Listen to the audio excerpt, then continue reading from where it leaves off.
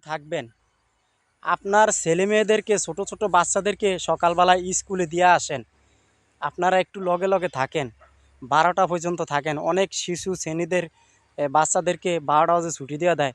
অনেক অকর্ম লোকেরা ফাঁদ ফাইত্তা থাকে বাচ্চাদেরকে অপহরণ করার জন্য। আমাদের পাশে বাসা, মানে একসাথে ভাড়া থাকতাম, দুই পাশ মানে দুই, একটা ছেলে একটা মেয়ে, মানে এক অপকর্ম ফাঁদ ফাইত্তা রাখছে। মানে স্কুল থেকে ছুটি হলে বাচ্চাদেরকে না খেয়ে বিভিন্ন একটা কেমিক্যাল সঙ্গে নিয়ে যাবে।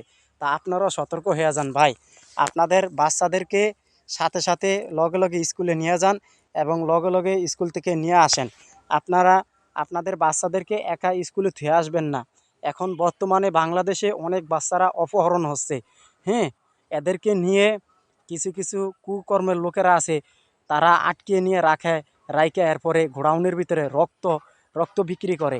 এই যে এত রক্ত কোথায় থেকে পান হসপিটালে, তাই এই বাচ্চাদের রক্তগুলো, বুঝছেন? এরকম হাজার হাজার লোক, বাচ্চারা আপনার অপকর্মের ভিতরে জড়িত আছে। এবং এই যে জায়গা জায়গায় শুনবেন বাচ্চারা আপনার হারিয়ে যাচ্ছে। সবাই সতর্ক থাকবেন আপনাদের বাচ্চাদের নিয়ে।